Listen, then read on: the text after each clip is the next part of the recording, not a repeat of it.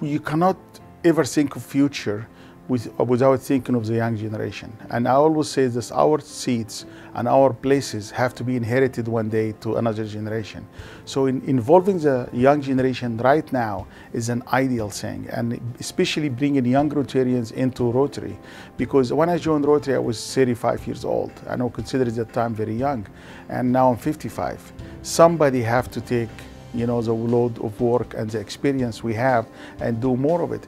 Also, the changes around us with all the electronics and stuff, I think our generation is at best barely know what we're doing, you know, and we need this new generation of Rotarians to just take the ideas of Rotary, the principle of Rotary, and just apply it to the new way of life.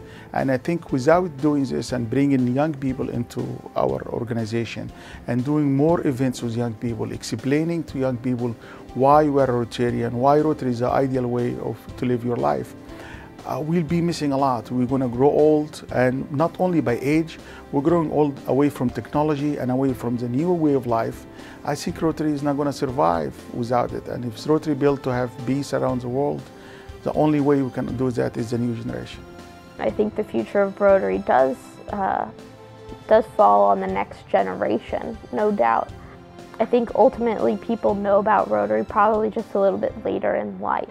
And so there's going to be sort of this generation gap, and I think in order to be a good organization and to continue to do projects on a global scale and really just kind of touching all aspects of life, you need to have all of these people represented. And so if you're skipping a generation, then you're going to miss out on touching other people elsewhere in the world that need Rotary's help. I think new generation Rotarians oftentimes see the world differently. I think they see the world with a social media view. They understand that there's so many options out there, and they're excited about these options. I think they understand Rotary to be a service organization, and they understand that it's important that we get involved in our generation.